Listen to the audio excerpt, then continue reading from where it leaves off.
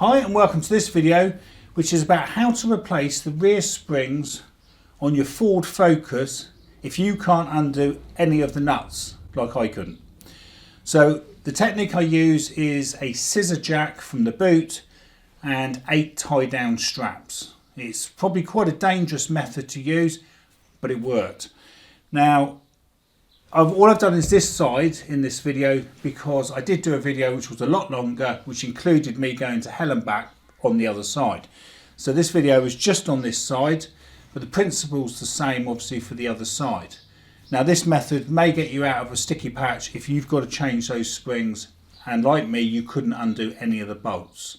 So hopefully this video will be of help to you, and if you could like and subscribe, that'd be much appreciated. And have a good weekend. Okay then, so let's crack on and get this spring changed. So the first thing I'm going to do is just check I've actually got this scissor jack still in the boot of the car. So just check underneath this space saver wheel, and there it is. Might be worth noting how this actually fits in, because it can be a bit of a trial to get that back into the polystyrene. Anyway, here's a few photos just showing the control arm. So normally you would remove the control arm to change the spring as opposed to using straps, and we will be undoing the bolt on the bottom of the shock absorber. So we'll start with that first. So I'm just going to jack up the lower control arm, take the tension off this bolt, and then remove that damper bolt with a 15mm socket. I'm then going to continue to compress the spring as much as I dare, bearing in mind it's weak, so it could actually fracture by me actually over compressing it, so be aware of that. Now I'm just going to use straps here, which is obviously quite risky. You're better off using the actual screw threaded type of spring compressor, but access is quite tight without removing the control arm. So I'm just going to go with straps. So I've put, ideally you want to put about 8 straps on. I haven't done 8 because obviously this spring is in 3 pieces.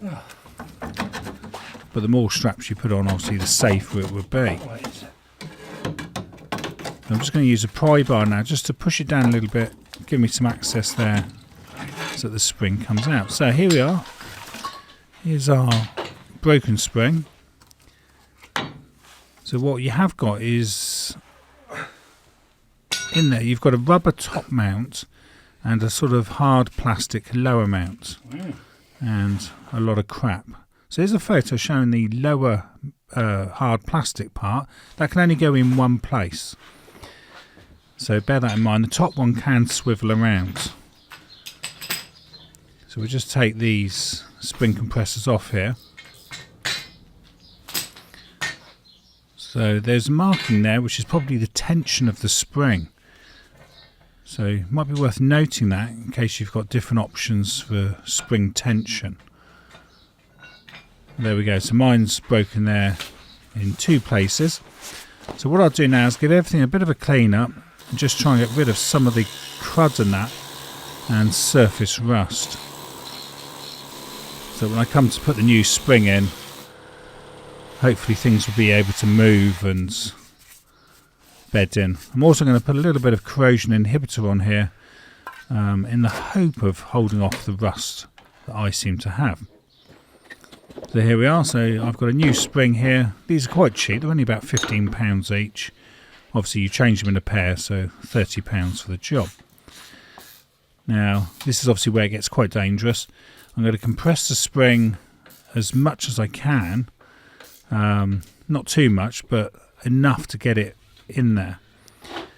And then what I'm going to do is put 8 tie-down straps on, which, like I say, is quite a dangerous thing to actually do, because obviously if they failed, you've got a lot of tension in this spring. But because I can't undo any of the bolts because they're all rusted, and it actually requires me to buy new bolts, which would be about £30 for a set, I'm going to sort of cut a corner here just so I can get this spring in and get the job completed. So there we are, we've started to take off those spring compressors. and there it is, all in tension. So the bottom part of the spring goes into the hard plastic part in the control arm, and that can only go in one position. And the top one, like I said, is on a rubber mount that can rotate. Now what I found, you can't fit the spring in, but if you use the scissor jack, you can actually open this right open, so you can actually get that spring in there. Now the only thing is, what you've got to do is lock this off, because it won't stay like that when you take the jack out. So I used a couple of extensions and a deep socket that came to a length of about 57 centimetres. So I put that in there, basically where the damper would be, and then I could remove the scissor jack. Right, so this is all very unconventional way of doing the spring, but like I say, if you in a bit of a desperate situation like I was, this method does work. So I'm just putting a bit of silicone spray on there just to help the spring sort of slide if it needs to and bed in. So there's a little tab on that plastic piece that locks into position on the control arm. And then if you pop the top rubber in first, then put it on the spring. I did that on the other side, it didn't work. So get those two in, and then you should better just get the spring in, like so. So just look where the orientation or the end of the spring is, because you want it roughly in the right position. So note where it should go, and then pop that in. Like I say, the bottom can't move, that's the fixed position. And then just use a smooth crowbar like this. You can always put a little bit of silicone grease on the crowbar just to help it slide. And there we go, it's in. So now all you've got to do is just get everything lined up. Get the bottom of the spring in the correct position, and then rotate the top rubber till it's correct as well. Then remove the bar out like that. There we are, just give it a final check that everything's lined up correctly. And then simply jack up the control arm now. Take the tension off those straps. Make sure you didn't put the straps on the end of the spring, because obviously they'd all be trapped now. So you've got to allow for the spring to sit in its mountings and the straps not interfere with that. Otherwise you'll have a trapped strap which could cause you some issues. Then obviously remove the straps, like so, throw them across the garage, and that is your spring in. So a bit risky, but it does quite effective for getting the job done if you're in a bit of a pickle like I was. So now what we've got to do is just refit the lower damper and torque that.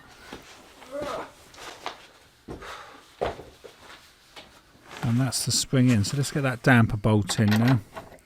So you might need to adjust the control arm just to get this lined up, so you don't damage the thread. There we go, that's tightened up now. Take your bottle jack away.